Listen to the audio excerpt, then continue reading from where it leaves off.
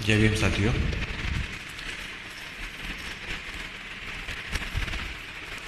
भगवान शब्द का शाब्दिक अर्थ क्या है? असल में भगवान शब्द पाली भाषा का शब्द है, जिसका मतलब होता है भग्न प्लस वान, यानी वान यानी तृष्णा को नष्ट कर देना, भग्न कर देना, भंग कर देना। जो व्यक्ति तृष्णा को भग्न कर देता है, भंग कर देता है या नष्ट कर देता है, उसे कहते हैं भगवान। साधारण शब्दों में जो अपने मन के अंदर हर सत्य को जान लेता है, जैसे गुस्से का सत्य, चिढ़न का सत्य, डर का सत्य, जब इन सारे सत्य को जान लेता है वह भग्न अवस्था प्राप्त कर सकता है। इसी अवस्था को भगवान अवस्था कहा गया है। हमारे देश में भगवान बनने की प्रक्रिया बौद्धों को प्राप्त थी। सिर्फ बौद्ध ही हमारे देश में सिंधु घाटी से, प्राचीन कालीन सिंधु घाटी से हमारे देश में बौद्ध ही भगवान बनते आए थे।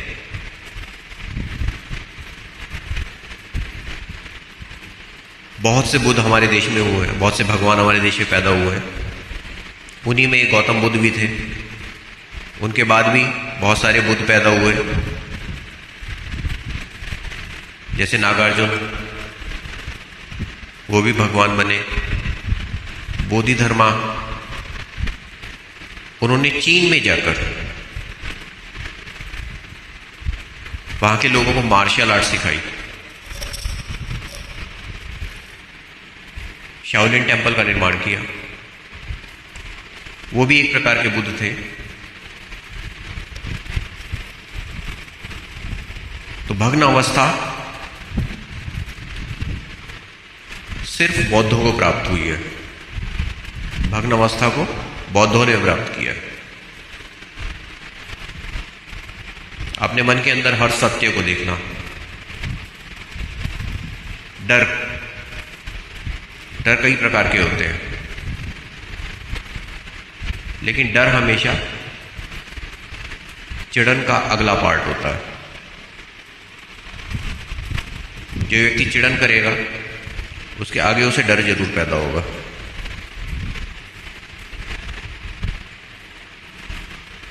और जो चिड़न पैदा करेगा वो स्वयं से पैदा नहीं करेगा,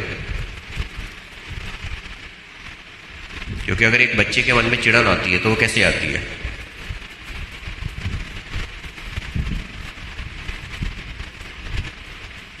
बच्चे के मन में चिड़न आती है उसके माता पिता से, और माता पिता चिड़न को कैसे लेते हैं? वो अपने माता पिता से लेते हैं, या फिर एजुकेशन। उनके मन में कुछ ऐसी एजुकेशन दे दी जाए जिसकी वजह से वो अपनी भग्न अवस्था को प्राप्त नहीं कर पाते और अपने मन में चिड़न को बैठा लेते हैं, तो वो भग्न अवस्था को प्राप्त नहीं कर पाते। अब भग्न अवस्था को उनको प्राप्त करना है तो उन्हें अपने मन के अंदर जाना होगा, अपने विचारों में बहुत डीप देखना होगा, पहचानना होगा। और जैसे जैसे जैसे उसको अंदर पहचानते चले जाएंगे, वो अल्टीमेटली भग्न अवस्था तक पहुंच सकते हैं या भगवान बन सकते हैं। अब इस भगवान बनने की प्रक्रिया को हमसे छुपाया किसने? रविदास साहब ने भी भग्न अवस्था प्राप्त की थी। गुरु नानक साहब, कबीर साहब, ये लोग महान भग्न अवस्था को प्राप्त करने वाले लोग थे।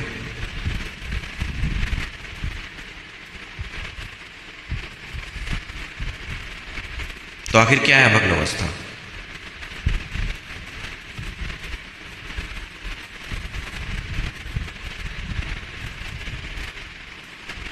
भग्न अवस्था दो प्रकार की होती है। एक वैचारिक भग्न अवस्था, एक मानसिक भग्न अवस्था। वैचारिक भग्न अवस्था यानी विचारों को जानकर अपने वैचारिक रूप से जो जो आपने सीखा, चिड़न सीखी, गुस्सा सीखा, उन सारे कारणों को भग्न कर देना, अपने मन के अंदर जाकर अपने पुराने पास्ट की सारी चीजों को रिमूव करके आज आपने जो भग्न अवस्था प्राप्त की वह हुई वैचारिक भग्न अवस्था।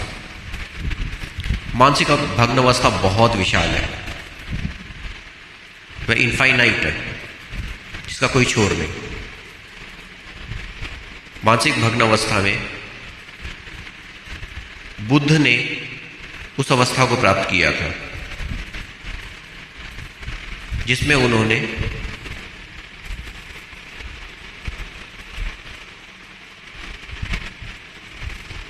गॉड पार्टिकल या उस स्मॉल पार्टिकल को भी इन्वेंट किया था जिससे कि पूरी सृष्टि निर्मित है, पूरा संसार निर्मित है।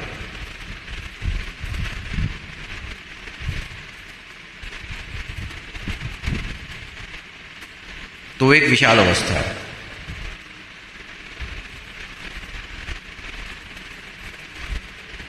लेकिन वैचारिक भग्न अवस्था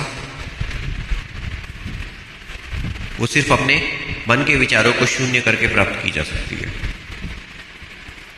सिर्फ विचारों को शून्य कर दो, उन्हें शून्य पर ले आओ, तो भगवान की अवस्था पर पहुंच गए।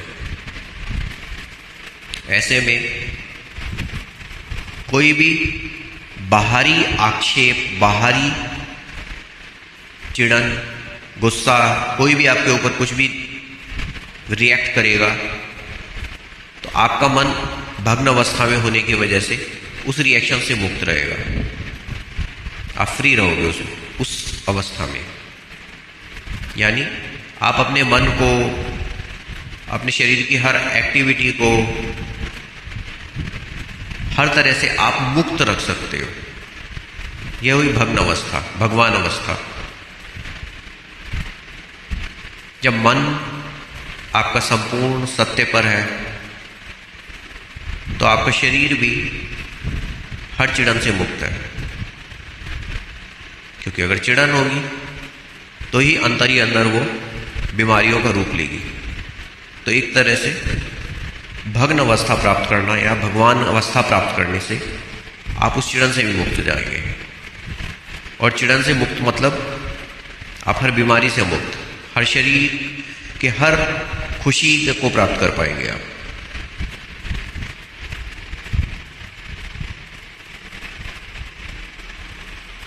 अगर भग्न अवस्था से भगवान बनते हैं तो फिर जो ये मंदिरों में रखे हुए हैं ये कौन है? शिव। इसको खासकर इसलिए बनाया गया था ताकि बुद्ध यानी असली भगवान को देश के मूल निवासियों से छुपाया जा सके।